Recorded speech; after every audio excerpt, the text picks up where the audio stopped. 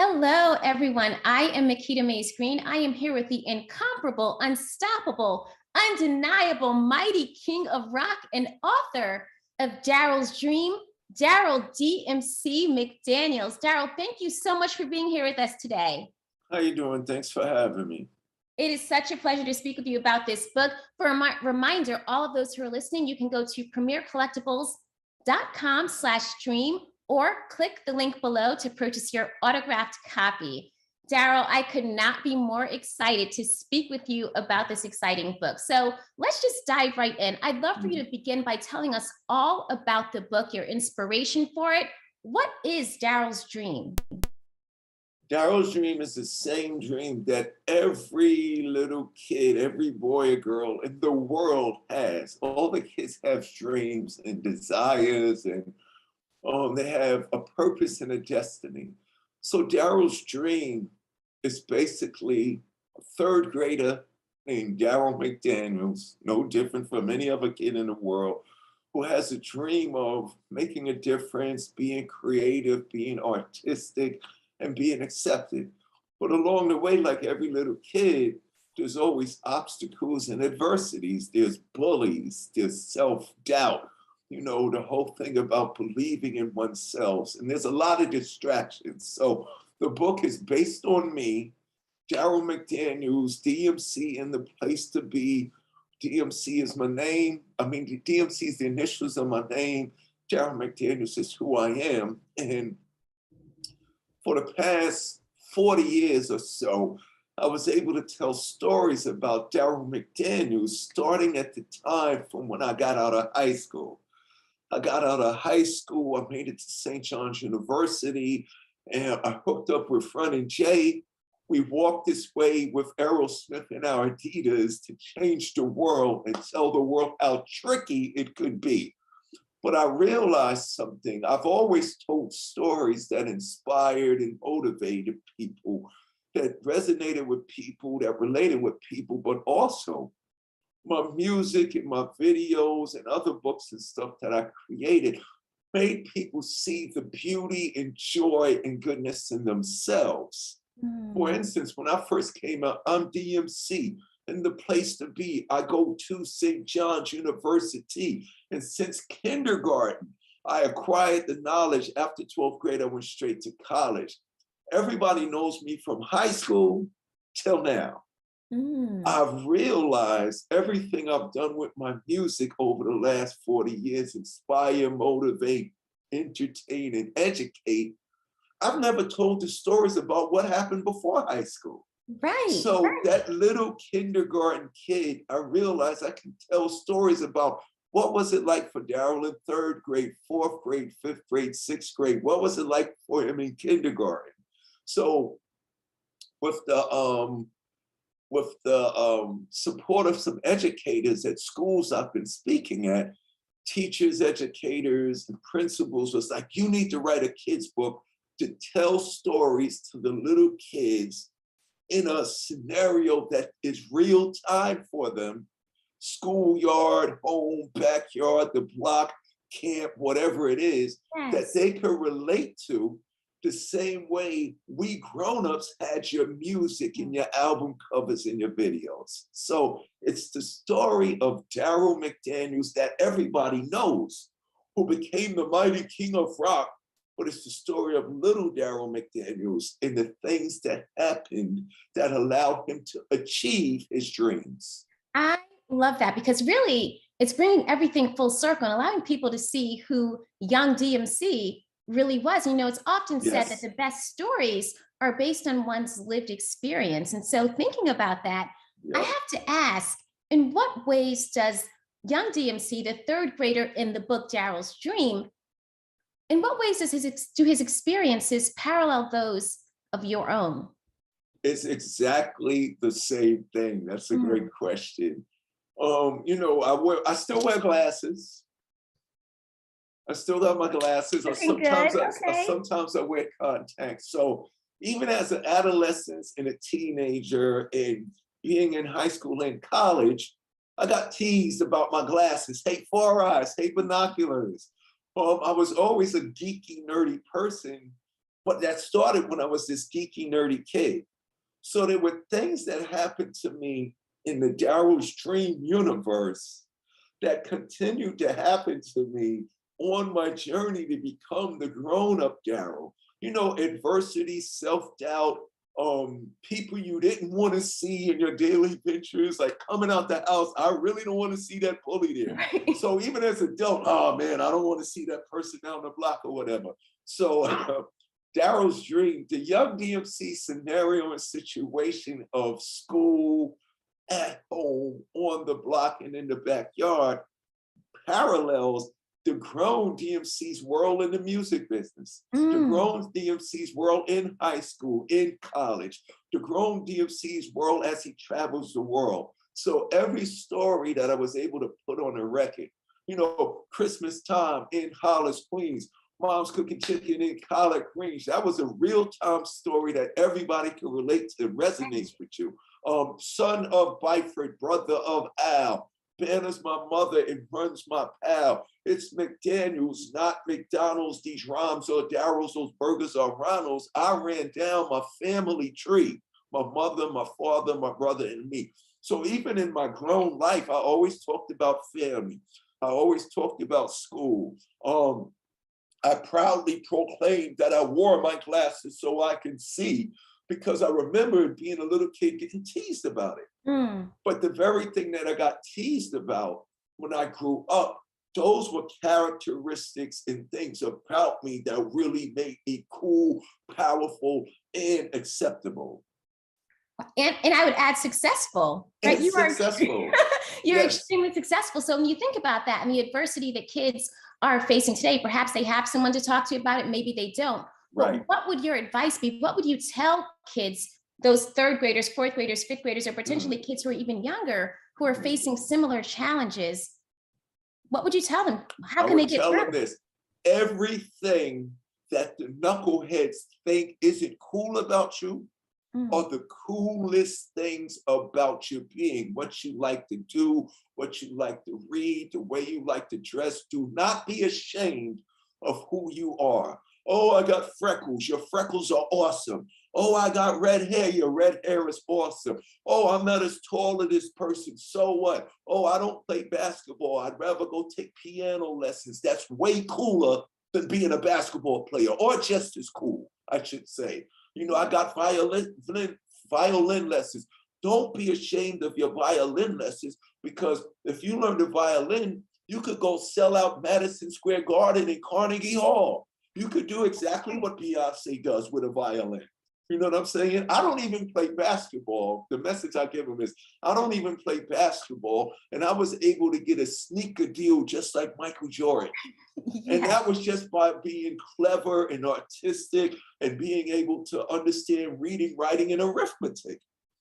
All the adversity that you face in school, especially when people bully you for things that are part of your being and characteristics, that is your superpower. So don't be ashamed of who you are, and don't be ashamed of what you like. And I was able to have a confidence about that through my music, through the love of rock music and through the love of hip hop. I was able to take everything that the bullies thought was corny about myself and make it some of the most powerful characteristics of me. But not only, it didn't just elevate me, it elevated all those boys and girls who are exactly like me. Wow. That is so inspirational, because in all of that, I hear you saying it's important to own who you are, because in owning your authentic self, yes, that is your superpower, right? That's what makes you powerful, and that empowers you to then move forward and make your own dreams a reality. Exactly. And then people will see what they thought was worthless or not cool about you. They will start to see that it's really, really cool. And then they would want to find things about themselves, like at the end of the book, everything, you know, your poetry and your poems and your raps are corny. But then at the end of the book, one of the bullies come up to him and say, Daryl, would you teach me to do what you do? And Daryl said, yeah, I'll teach you, but only one condition. And the bully's like, what do you mean? I'll teach you to do poetry and rap, but you can't do it like me. You got to be who you are. And that's the thing. Everybody has a gift, talent, and a characteristic that some people might not dig. You know, say some people going to hate on you. Some people going to dislike you for who you are, but they don't understand that you are special and you are perfect. This is what I want every kid to understand. You are perfect just the way you are. Even little Daryl in the book had doubts about his glasses. Mm.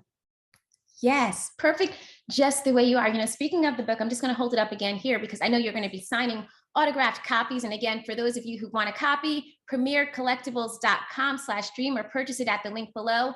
There is a scene in this book when young DMC picks up the mic and takes the stage. Yes. Daryl, do you remember the first time you picked up the mic and performed? What was that like? Like everybody, especially every little kid who's afraid to do something, I was scared to death. I was scared to death. And the thing that gave me a little bit of confidence was when I was a little kid, I used to love to read a lot. I read everything. My mother and father would take me to the dentist and I would read all the pamphlets on the wall. You know what I'm saying? And my father would look at me, but he was like amused. Well, you just read anything, you know. Sometimes I read stuff that really didn't mean nothing to me, but sometimes by reading, I would always find out stuff. So information is just education. So the more you know, the more fun things you're able to do. But long story short, I used to love reading comic books. Comic books was one of my favorite things to read. And I had teachers who encouraged me to read the comic books, but not during school time. So I was one of those kids, Mr. McDaniels, bring the book up here right now, because I'm not supposed to be reading it during school time. But the reason I would read it during school time is I'd finish my assignments early. So I had teachers that would take the comic book from me during school, but they would give it back to me at the end of the day because they knew as long as I was reading. So long story short, when I first had to take the stage, because I always read comic books, I related to a lot of the superheroes.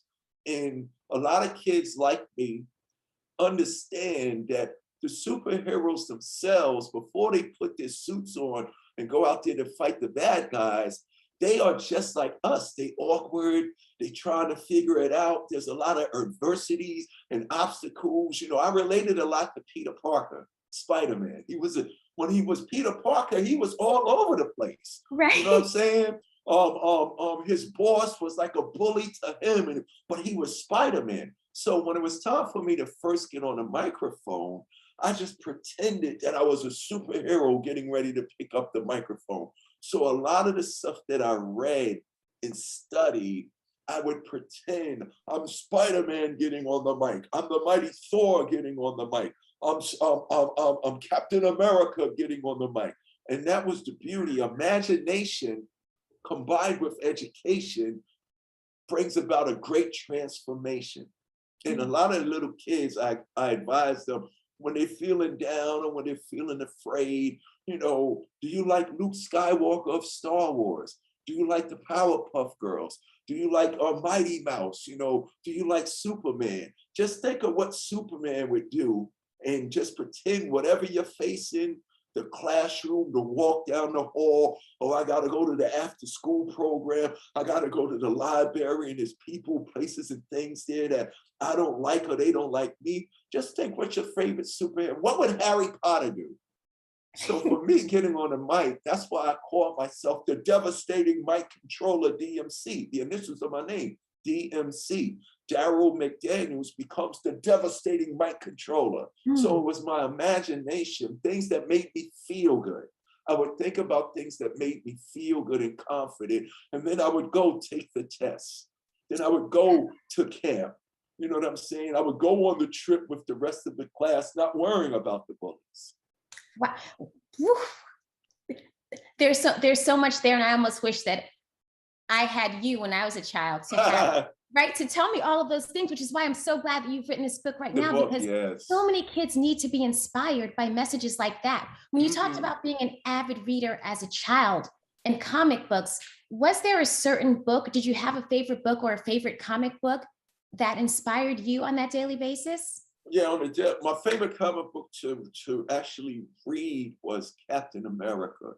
Mm. Because what was important about Captain America, he came out during World War II as a superhero. Then he got frozen. He got frozen in time, and in 50, 100 years or 50 years later, he wakes up and it's a different world. And everybody in this new different world wanted him to change who he is. Mm. And Captain America, he stuck to his morals, his value, to what he believed was kind, righteous, and important. He stuck to what he felt in his heart. So I could really relate to that. And a lot of kids in this generation, they are so pressured by things on social media. Social media is good, but it's not great because it shows the kids a lot of things that make them think if they're not that, they're not cool, they're not accepted, and they're worthless. So I love reading Captain America because he taught me that's in the Marvel universe, but in the real world, I felt down in my heart, I could relate to that. I also like reading, like I said, Spider-Man. The thing about Spider-Man that was also amazing, he was a smart student like me, who was awkward and clumsy and doing everything that I was doing in my world, but he lived in Queens. If you read Marvel Comics, Spider-Man, where do I live at? I live in Queens. So me and Spider-Man got something in common, you know what I'm saying? So it was the comic books, because the comic books was the only place I saw geeky, nerdy, very smart, educated people who were super bad. You know, in my neighborhood coming up, it was the bullies, it was the kids that was cutting school, it was the kids that was, not listening to their parents, not listening to the teachers, not lining up when the bell rung. You know, I was a kid that wanted to do all the right stuff. So I said, man, if these guys can do this in that universe and make it through, I can do that here in this universe. But it's also books like Charlotte's Web, Pippi Longstocking, and I know everybody out there listening to this who are from my generation, they're like, yes, I remember those when I was a kid. But also a big part of a lot of books that also taught us the meaning of life that we can relate to and resonate with was the Dr. Seuss books. It was given to me in rhyme, and all of the books always had a moral to the story. And the other books that I grew up reading was the Peanuts, with Linus and Lucy, because here's a bunch of kids, and Charlie Brown had it bad, just like all of us kids. Right. But then he always had his friend Linus at the end, when they would go to the fence in the wall and they'd be sitting there at the end, and Linus would be like, Charlie Brown, it's okay to feel that way because, and I was like, wow. So all the stuff that I learned from the books that I read, I was able to put into my music as a message. Because if those things related with me, then I can relate them musically to other people. But not only that, I took them and applied things I read about and saw the similarities in my real life. Like everything I ever rapped about, Christmas time in Hollis, Queens, St. John's University. I wear my glasses so I can see. Me and my Adidas are the best of friends. Son of Byford, brother of Al. It's McDaniels, not McDonald's. These rhymes are Daryl's, those burgers are Ronald's. So, well, Daryl, this is so incredible, because what I hear in the through line of all the things that you read are these important morals and social emotional messages, right? And Daryl's dream has that same impact because it's really about finding your voice. Society and personal. Society, what do I go through when those kids go into that school environment? It's like a whole society and world. So how do these things affect me? How does this society, this environment affect me personally? It's telling me I'm not supposed to be who I am. I'm supposed to be like that. No, that's not true. Be you. You have everything necessary for you to succeed at whatever you want to do. And those are the things that I learned. And it comes through so clearly in your voice, what you're saying right now to me and to our entire audience. And also, when I read through each page of that book, your voice, you have this incredible voluminous texture to your voice, and you always use it to amplify positive messages. So when you think about this book, Daryl's Dream, why was it important to you to have this book, not only as a physical copy that we have here, right, that you're signing, an ebook, and also an audio book. Audio Why book. was it important to have all of these various platforms for people to receive these messages? Because kids, I mean, people in general, but the kids need to experience what they are partaking in. What I mean by that is our kids have a lot of emotions. Mm. They have a lot of ideas and they have a lot of feelings. Before I did the book, I would go to schools. I would go to high schools first. Then the high schools was like, you need to take this to the middle schools. I would go to the middle schools, and the middle school educators be, you have to take this to the elementary school, to the kindergartners and first grader. So Makita, I would go into these schools, kindergarten to sixth grade, and I would talk to the kids just like I'm talking to you. And they would be engaged. Like, I don't go in and say, hey kids, I'm the first rapper ever. No, I go in and say, yo, what's up, y'all? My name is Darryl McDaniels. I grew up in Queens, New York. And they understand. They know my mother, my father. I went to school, straight A's, bullies, glasses, and stuff like that. But then when it was time for Q&A, this is the powerful thing. They would ask questions. How did you feel? How did you feel when you got bullied? How did you feel when your mother told you couldn't go to the movies? How did you feel when your brothers and his older friends teased you and left you? How did you feel when you found out you was adopted? They got all of these feelings, and these feelings means emotions. These feelings and emotions have a lot to do with their mental. So a lot of grown-ups that grow up to have mental health problems is a lot of stuff that began when they were little that nobody gave them an outlet for. These kids need to have dialogue. These kids need to have communication and discussions. They need to have conversations, but more importantly, to make them understand that their feelings are okay and they can beat and defeat any adversity. Is you got to put them in an experience. The book is visual. People Yes. tell me one of the things people like about the book, they say the artwork and the colors is so beautiful and appealing to the senses. It's visual. At the same time, you're reading it. So when Daryl gets scared, you get scared. It's visual, it's emotional. And here's an important element. You can go listen to my music to hear, you can listen to Christmas Time and Hollis Please Forever. Every little kid's love it. I'm even more famous now than I was in my whole career because of TikTok. To the little kids, they might not know I'm DMC of Run DMC, but they go, oh my God, you're the It's Tricky TikTok man. I love that song. So it's also audio, but here's the blue thing. The experience is a 4D experience. They can hold it like it's theirs. And what's theirs is them. They become Daryl, because Daryl is them. I don't want them looking at me like I'm the great DMC, because the kids are trying to figure out, why does my mother and father, and I've been around so long, why does my grandmother and grandfather think this guy is so wonderful? So they trying to figure that out. Yeah, he made a couple of songs, but what is it? They start to realize that, oh, my mother, father, grandmother, grandfather could relate to Daryl as a person. So by me showing them third grade Daryl, they realize, oh my God, I have something in common with this guy that has done successful things and came through the adversity. It's all about giving the kids, not only talking to them in a medium that they can understand that's appealing to them, but talking to them, putting yourself in their situation. Their school is just like my work. Their bullies is just like the guys that I don't like to see at work. So once they see that it's a similar thing across all aspects of their being, it has something that connects them with the desire to push on through, keep going. Like we can tell kids, believe in yourself. But if you don't show them how to, they will never know if they have a gift or the ability to do so. And that's what I love so much about who you are and everything you do and what this book represents, Daryl, because it is relatable. It is relatable to everyone. And questions are coming in via the platform.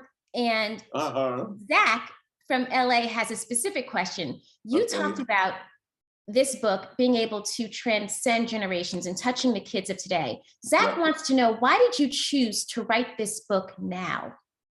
Oh, because first of all, the last 2 years has been hard for all of us. And the adults are struggling. But now you got to think about the kids, the remote learning. Some of the kids are removed. Some of the kids need the social environment. Some of the kids need to see their friends every day, to have them, to have the confidence. You know, being in class with your friends makes it easier for you to learn and pay attention because there's somebody there like you. So a lot of the kids are being alienated and not able to connect with the books, the reading, the people, the ideas, concepts, and images of their little experience. So I figured, man, let me continue to engage the children in everyday life scenarios. The reason why I did the book now is we need to prepare our kids with life skills now so that they realize I do have them. You know what I'm saying? I don't want a kid to think I gotta wait till I'm 18 years old to be able to cope and to be able to be good and famous. No, you have everything now. You love a comic books, you love a music, you love a finger painting. So it's important to do this now because number one, like I said earlier, technology. The only thing that changes from generation to generation is technology. When I was a kid, we didn't have iPhones and computers. We had the encyclopedia, but I had bullies. You know, we had poverty, we had crime, we had certain social economical situations that still exist today. So I'm like, wow, I was able to use music, sound, art, style, and fashion to communicate to my younger peers, adolescents and teenagers, that we can do this, we can succeed no matter what is out there up against it. I can do that same thing with the kids, but to make it more, to be more approachable to them, as opposed to me yelling at them on a record. And all my music has always been clean, but I don't want to be an old guy telling the kids, you need to do this and you're supposed to do this. And I don't want to sound like, in my time, this is what happened. Instead of saying, I could say, in my time, this just happened to us. They don't understand that. But if I show them exactly what happened in my time, they will say to themselves, oh, that's what it was like for you in school in 75 when you was in 3rd grade. That's exactly what it is for me now. And that'll give them the enthusiasm to make it better for themselves. Absolutely, absolutely. You know, and speaking of the intersection of music and language and learning, you recently joined forces with Noggin, Nickelodeon's learning platform, to create a series of musical shorts called What's the Word? Exactly. Tell us about that relationship and what it means for you to now be a part of the Noggin family. Yeah, I mean, none of this was actually planned. It wasn't like I said, oh, I'm gonna be the first to go gold, first to go platinum, I'm gonna get on MTV and I'm gonna get sneaker deals and stuff like that. That's what I'm telling the kids. Everything that I loved and everything that I liked about myself that people thought wasn't cool was the very thing to help me achieve my dreams. So now I say I'm gonna do this book because I wanna, I wanna represent for all the kids. And in the midst of that, Noggin and Nickelodeon, they realized something. We got the guy right here in the flesh that actually allowed hip hop to become this positive force and not only make videos and get on the radio, we inspired people and changed people. So one of the best ways, and this has been known forever, one of the best ways to teach people and keep them engaged is through song. Because these kids learn songs in a heartbeat. And when it comes to hip hop, there's a lot of kids that our children learn that we don't want them to learn. How did you know that? But a lot of times they don't know what they're saying. So that's important. A lot of the times kids don't know what they're saying, but they'll learn the song in a minute. So Noggin and Nickelodeon was like, we can use hip hop, rap music to teach the kids. What better person to have teach kids words, the meaning of words, than the guy that they listen to in their video games. the guy that they see on TikTok, the guy that they hear the music in all the movies, in all the cartoons. What better way than have that guy do that? So we took the responsibility, Noggin, DMC, and Nickelodeon, to take this beautiful art form of hip hop that inspires, motivates, entertains, but let's not forget the fourth one, educates people. If I could come out at 18 years old and talk about go to school and be cool and you'll rule, I'm DMC in the place to be, I wear my glasses and I can see. We could make songs to teach these young kids that learn songs in a heartbeat the meaning of words. We're using music in the art and culture of hip hop to educate and empower our young people. So Noggin and Nickelodeon, Noggin is a wonderful educational platform where kids have access to educational facilities to learn words and the meanings and pronunciation. And the beautiful thing about what Noggin is doing with it, it's much cooler than homework because it's fun.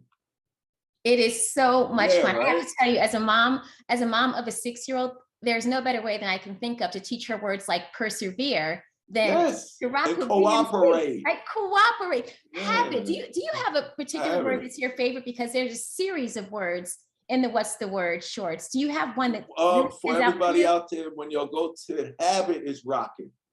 Like habit should be on the radio. You know, all of them are really fly. I work with some of the greatest producers and writers and everything. So our main thing was to make sure that all the records, all the hip hop records were really fun. You know what I'm saying? Like it's real hip hop, but it's real hip hop that the kids can say, learn, and actually understand what we're talking about. Opposite too. Opposite is a really, really, really good one. Consider it. Is amazing because all of these kids are really generous. You know, you give a third grader a bag of potato chips, he's going to ask somebody else, he or she's going to ask anybody else in the room, do they want some? So the beautiful thing about the What's the Word thing, it's all inclusive and it's creating a community of artistic, excited kids that have a desire to learn and share that knowledge. That's right. That's right. And you know what's so great about this music? It's dynamic. People are learning. So now kids, parents, and even grandparents get a chance to be down with the king. Exactly. They can all sit in the room and sing. And it's funny that you said that. The people that I've been talking about, adults that have been talking about this book, they literally said, yo, D, man, I read this book. It's beautifully illustrated. It hits all the emotions. It emphasized the greatness and goodness in everybody. Since the book came out yesterday, I had 12 people. I'm talking about across the United States, grown-ups say, yo, D, I'm reading this book every day before I leave my house, before I go out in the world. He said, it gives you such an inspiration. And that's what we're doing. So those are the two important things with the book. It's inspirational and it's educational. Wow, that's remarkable. You know, I know there was such a dynamic team that came together to make this happen. Pam Kaufman from Nickelodeon, the Penguin Random House Kids family. Exactly. And the book, you said you found the book in the bookstore today. Yes, absolutely. The book is available at every bookstore, and you can go to amazon.com/youngdmc. And we even got some cool merch too. Yes. You know, tell us about the merch. What else can people get? So we have the book here, right? But there are other things if you want to be down and represent. You know, the whole thing about the creative art of hip hop is also about style and fashion, positive, productive attitude of goodness. So we got t-shirts, we got hoodies, we got knapsack bags, we got all type of stuff. We coming out with some toys. So like I said, we wanted to be an experience. We wanted to be something people can read. We wanted to be something people can express, but we also wanted to be something that these little kids can experience and live, make it part of them. You know, when you see the Run DMC, when you see the 3-stripe Adidas, the reason why Adidas resonates with so many people, it's not just about Run DMC ourselves, or it's not just about the product Adidas. It's about what it means. Quality, honesty, truth, integrity, togetherness, and goodness, and unity. So the 3 stripes mean something. And who we are as a people, if we're not ashamed to let people know this is who I am. There's a saying in hip hop, yo, keep it real. I want the kids to know, keep it real. You ain't got to be like anybody else, because who you are is the realest thing in the existence in the history of this universe. And they believe that. So if they hear that, but more importantly, I can say that to them all day. But if I show them, they will see, like I said in the rhyme, being good is like ABC. It's as easy as 1, 2, 3. I wear my glasses so I can see there are a lot of kids who are just like me. So they see Daryl, those boys and girls will see themselves. And they'll see his friends.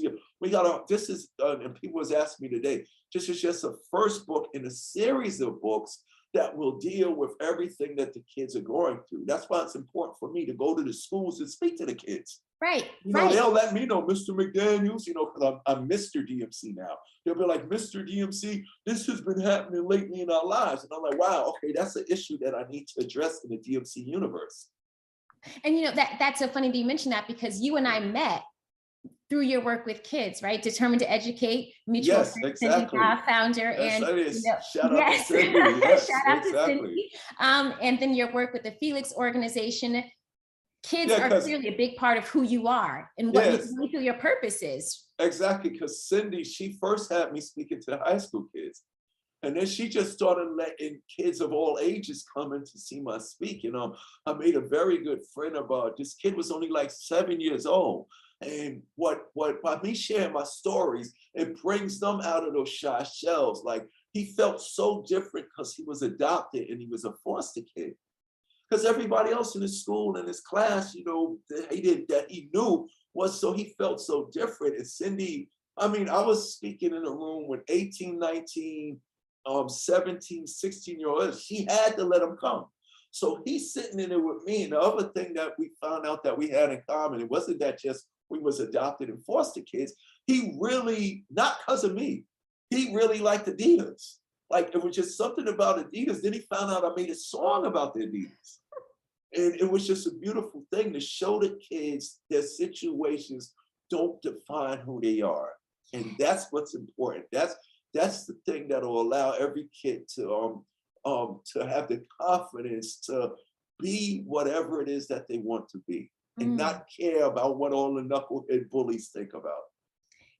Daryl, you're just dropping so many gems throughout this whole conversation. I want to remind people, if they would like to be like those people that Daryl mentioned and continue to be inspired, go to premiercollectibles.com/stream or purchase this book at the link below. Brittany from Columbus, Ohio wants to know, what's something you want readers to take away from your book? 2 things, 2 very important things. We have to encourage our children that they are okay just the way they are. They don't have to live up to anybody's expectations. Whatever it is that they like, if they like finger paint, if they like dancing, they don't have to do what everybody else to do to determine what the world's view of success is. And number 2, there's a lot of kids that might not want to be the astronaut because the world has them thinking you have to be a rapper. Or there's a kid that might want to be a doctor, a lawyer, a piano player, a ballet dancer, a kid that might want to play the harmonica or the guitar, and he's thinking, no, I gotta go be in the gang, or I gotta go run with the so-called popular boys and girls to be accepted. The book, I want every kid and people in general to understand it is okay to be you. You are okay the way you are. You don't have to change to please anybody. And of course, it's okay to have self-doubts. It's okay to be afraid. A lot of these kids will just stop moving because they think it's wrong to be afraid, to be confused. I always tell kids, I'm 57 years old and I still do something that I learned in school. And they're like, Mr. DMC, what's that? When I don't know something, when I'm confused about something, when I'm not sure about something, I put my hand up and I ask questions. Because when you ask questions about something you're afraid of, or something that you're confused about, or something you don't understand, you receive the information that will allow you to move on to the next thing. So the book is, you are okay just the way you are, and just the way you are the very things that will help you become whatever it is that you want to be. You ain't got to rap like me. I tell kids, the coolest kid in the school is a kid that don't want to wear Air Jordans like Michael Jordan. And I put myself in there, and don't want to wear Adidas because of DMC and Run DMC. And they look at me and say, go, really?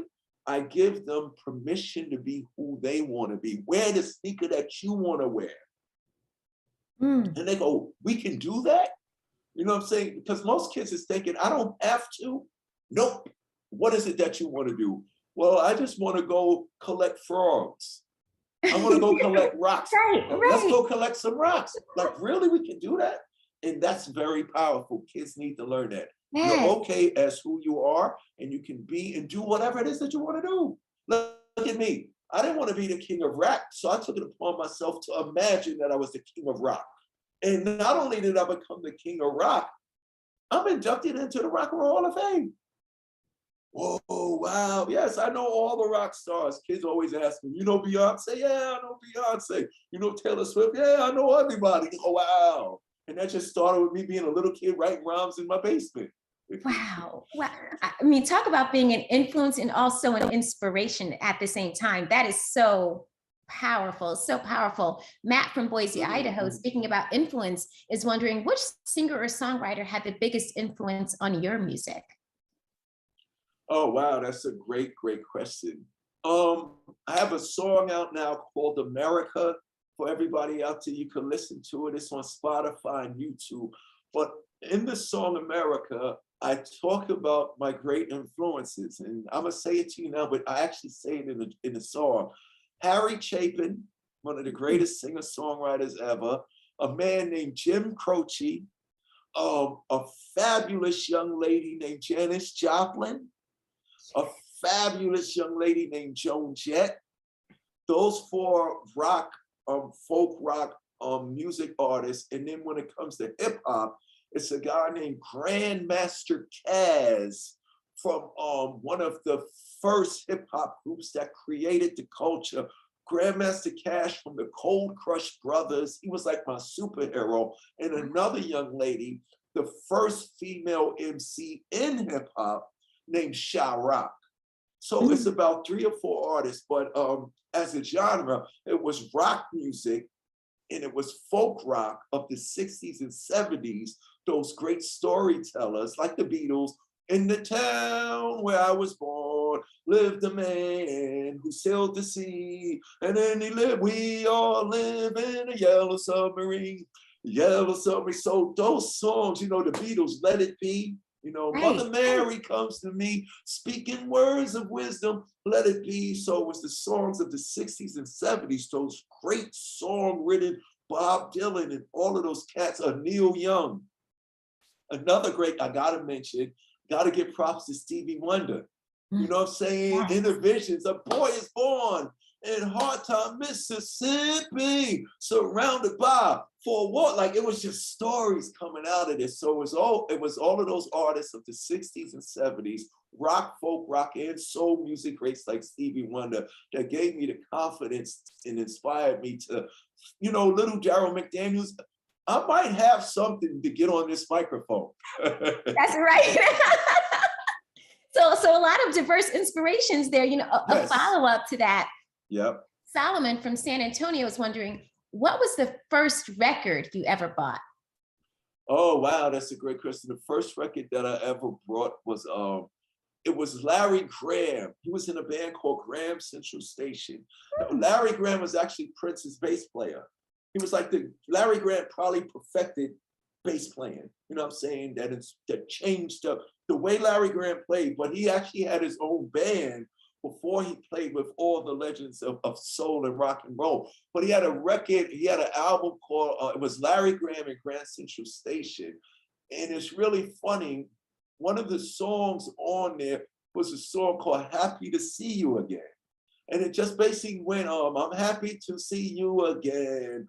Bow, bow, bow, happy that you are my friend. Bow, bow, bow, haven't seen you in a long, long time. Skilly away, happy that your friends are mine. And it was just so happy and sing-songy. So I was very young. I think I probably was maybe 8 or 9 years old when I saved my allowance. Oh. And my mother and father took me to it was a store called Times Square. It was Times Square stores and Corvettes, and a lot of people in the OGs will understand. It was Macy's and Gertz and Mays, a lot of people. So I went to the department store, to the music section, and my mother let me as a little kid buy my own album, but it was because of the song. The first album I paid for was Larry Graham and Graham Central Station. That is such a fun fact. Yeah, exactly. And how old were you? I probably was 8. 8? Okay. Yeah, I saved my allowance to get it. Wow. So responsible, Dad. Yeah. That because Simon from Boston, Massachusetts was asking, at what age did you realize music was a passion of yours? Oh, probably I was probably at 15. And it all started when I heard Rapper's Delight. Yeah, when I heard Rapper's Delight, but here's the only reason why. It wasn't about hip hop and show business and I'm gonna have a career. I really didn't care about Rapper's Delight because I was a kid. I cared about my G.I. Joes, my AFX cars, my Lionel train sets, my bike, my skateboard, Godzilla movies, the black and white Godzilla movies, the horror movies of the black and white horror movies of the 30s and 40s, Bela Lugosi, Frankenstein, Lon Chaney Jr., Boris Karloff, the Wolfman and the Mummy. I cared about that. The Flintstones, the Jetsons, Bugs Bunny, Mighty Mouse, Underdog. That's what I cared about.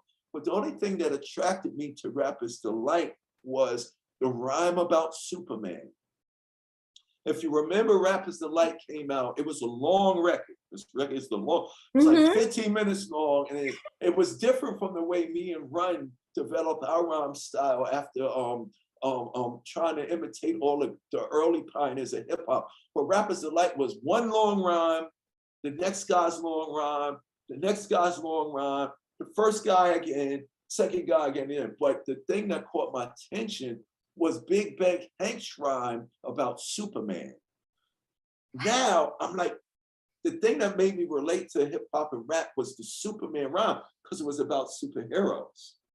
So that made me pay attention and that made me learn the whole record. I was a good student. So I listened to Rapper's Delight 2 or 3 times, and I learned the whole record from start to finish. But then a couple of weeks later, my brother brought home a song called Super, like superheroes, Super Rapping by Grandmaster Flash and the Furious 5. This is before The Message. And when I heard Super Rapping by Grandmaster Flash and the Furious 5, that record caused me to start writing my own rhymes because hip hop to me was, rap to me was like, oh wow, you can tell stories about who you are over music. That's what appealed to me when I first heard the early hip hop, because the boys and girls that was living in Manhattan and Harlem and the Bronx, they didn't have it as well as I did. I lived in Queens. I had both parents. I went to Catholic school. We had a Cocker Spaniel named Pepe. But the boys and girls in the Bronx in the 60s and 70s, it was like a war zone. There was no social support for them, no political, no government. The Bronx was burning. There was no education. It was just bad for them. But they were doing these raps about, up in the morning, go to school, teacher. They was doing raps about, I like to eat pizza. I like a McDaniels hamburger. I like a soda. They were talking about their sneakers. They were talking about the TV movies. And even, the reason why people love Wu-Tang, they talked about the Kung Fu movies they watched. So they talked about life. So when I heard Grandmaster Flash and Super Rhyming, I just started writing my rhymes. I wasn't DMC yet. I was Easy D. because it was easy for me to write these raps. And the first letter of my name is Daryl. So it was a Grandmaster Flash super rapper that made me start writing rhymes, but not to perform. That came way later. Wow, what a story. What a story. Yeah. So you said not to perform, but now you're performing songs all around the world, right? All around the world. That's why I tell the kids the thing that people think is corny because it's creative and artistic and it's educational. I tell kids, take advantage of every educational, artistic opportunity, because me writing my rhymes just to write them was practice. I'm doing this over and over since I'm 12 years old. So by the time I'm 18 years old and Run says, I'm putting you in my group, I'm prepared. Your finger painting in kindergarten that you bring home to your mother or your father or whoever is your guardian, they put it on the refrigerator like it's a work of art. That finger painting prepares you to be Picasso or Rembrandt. Your dancing in the basement prepares you to dance way better than J-Lo, Jennifer Lopez could ever do. Just by you doing it. That's why I tell the kids, don't be ashamed to do the thing that people think is not cool, because you're going to be doing it, and then one day you're going to get the opportunity. Go recite the poem, go paint the painting, or go do the tap dance, go play the violin, go play the piano, or go, a lot of kids are very talented with their hands, and they don't realize it's the so-called corny, not cool geeks and nerds that make all the cell phones, that make the video games, the very games you play. There was a kid that was just like you that just took a radio apart one day to see how it works. That's the kids that's making the iPhones and the computers and the PlayStations. And the kids go, yeah, that's right. You gotta learn, you gotta create, but you gotta start somewhere. So I just started writing rhymes for me. Those rhymes later became the very songs that I share with the world. Wow, there's such value in curiosity and creation and preparation, which then leads to that opportunity. That reminds me of something I experienced just a few days ago. I was on a plane, and my daughter asked me, why can't we just take off, right? The plane was, on the runway. Why can't we just take off? Right. And I had to explain to her that you can't just take off. You have to prepare to take off, right? And part of that preparation is exactly what you're talking about. So when the time comes, you're ready. You're ready for it. It's like the the ice cream sticks. Remember when you would always get the project in school where you got to build a house with the ice cream sticks, and there was always this one kid that built skyscrapers. Right. Those kids are architects. Those kids are the ones building all the buildings. Or there was always the boy or girl in your class that when you had to make a glove or you had to make a hat out of cardboard, those are the next designers. Those are the boys and girls with the talents and abilities to be designing for Nike and Adidas and Louis Vuitton and stuff like that. You know what I'm saying? So I always tell the kids, don't be ashamed of your creativity, because you're going to be the one making the next plane. I love to fly. The kid that loves paper planes, he's an aerospace engineer. That's right. You know what I'm saying? The little DMC pretending that he's going to be, Michael Jackson, is going to grow up to be like Michael Jackson one day. You know what I'm saying? And there is no limit. There is no limit. I mean, you show that in this book. There's so many examples, right? When he's going through those dreams of I could be this and I could be that. You can dream and actually become anything you want to be. Exactly. And a lot of kids are very uncomfortable trying to be something else, but they still go with it. Like when I speak to kids, I speak to a lot of kids in the foster care system and in the group homes and stuff like that. And I say, your situation doesn't define who you are. You are a poet. You are a playwright. I said, okay, your situation, how unfortunate it may seem, but if you share with people your stories, you become a director. You become a playwright. You become a producer. You don't have to rap. Write a song that I'm a rap for you. They said, wow, you could do that? I give them permission to be who they are, where they're at. And that's the That's the gift that hip hop gave to a lot of us young people.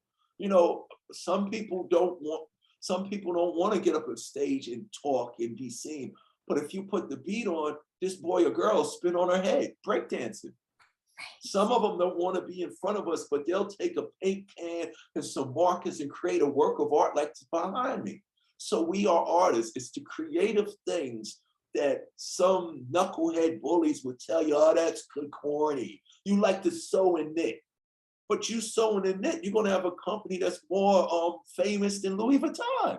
And that's the vision that I'm trying to give by starting with the book now. It all starts with the vision. All starts with the vision. And, you know, Cassandra from Minneapolis is wondering, for you, what is it like being named one of the pioneers of hip hop? Did you ever dream that this would be your reality? No, not at all. Like I said, it was me pretending. Like, the real pioneers are the young boys and girls who created the culture before rappers alike. Like, before we was able to make records and get known worldwide, you gotta give credit to those little boys and girls who the world said they worthless and they have nothing. But they're the ones that created DJing. They're the ones that created MCing and rapping. They're the ones that created graffiti art. They're the ones that created breakdancing. And it all came from them. These things didn't exist. It all came from them. So for me, it's humbling and it's an honor to be a representative of the greatness and the potential of every young boy and girl. You know, I think what was special about Run DMC is, by us being the first hip hop group on MTV, it put positivity, goodness, truth, unity, universality, and education in every living room. So it didn't matter if the little kid was in Beverly Hills, and it didn't matter if the kid was growing up in the streets of Compton. We let all of these young boys and girls see we all the same, and the possibilities are endless. So I take the word pioneer because I didn't invent hip hop, but it's an honor and privilege for me, Running J, to be the face of hip hop. And the reason why we was able to accomplish that is we were good. We were good. We had good intentions, and we wasn't negative. We wasn't vulgar. We didn't use profanity to show our power. Because if you look at America now, negativity is being used. I say this to adults, I say this to high school kids, college kids, and I say it to the little kids. I say it to professionals in my business. In the entertainment industry, they abuse and use negativity as a false sense of power. It's everybody against everybody. Only the things that are controversial get the front page.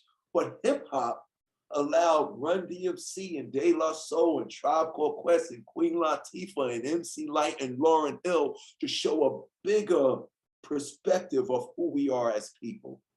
Ooh, yeah, so positivity, purpose, passion, all wrapped up into who Daryl DMC McDaniels is today. Exactly. So I would again remind people, go to premiercollectibles.com/stream, get your autographed copy of the book, or you can purchase by clicking on the link below.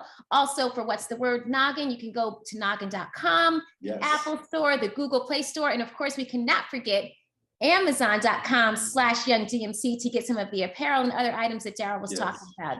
I know we only have a couple of minutes left, Daryl. I have enjoyed this conversation from beginning to end. Thank you. And I just want to add that, What's the Word is like a dope hip hop album. It's awesome. It's incredible. It's like it should get album of the year.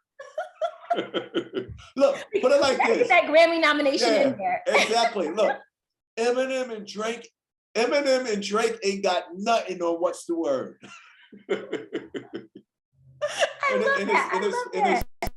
It's for the kids. Yes, listen. When we finish, the next thing I'm gonna do, after we wrap, is go to my Noggin app and listen to What's the Word, because it just hits you in a different kind of way every day. You learn, you're having fun, you're rocking. It's something the whole family. And the animation is incredible. Right? The animation is off the chain. Yeah.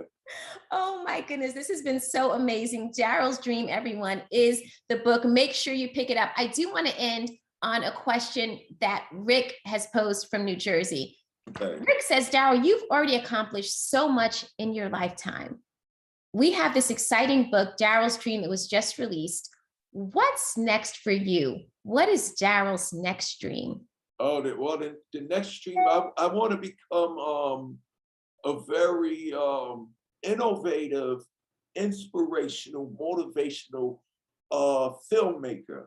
My next thing is to go into television and film and start putting some of these stories in that form. You know, the Young DMC animated series, the DMC Hollis crew, Darryl McDaniels. What was it like growing up in Hollis, Queens? You know, I want to do like Young Sheldons and Everybody Hates Chris type stuff.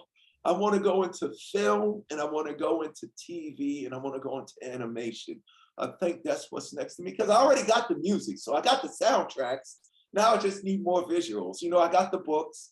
So that's the next thing, to utilize all of these artistic forms of creation. Continue.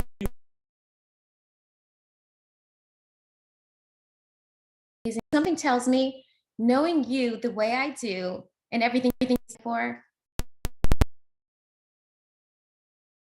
Daryl, I'm so proud of you. Congratulations. This has been amazing. Thank you to all.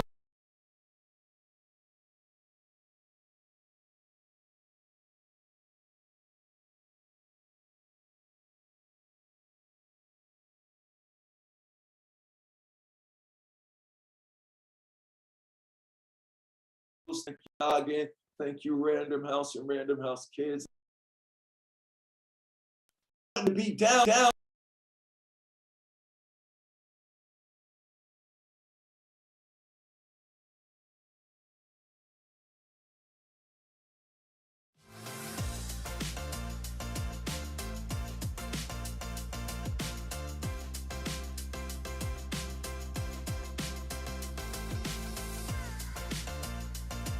Hey, this is John Acuff, New York Times best-selling author of 7 books and someone who's done a live signing. If you like the one you just watched, make sure you check out our YouTube channel. It's full of amazing authors having great conversations and signing books for viewers just like you. So make sure you subscribe, and thanks for watching today.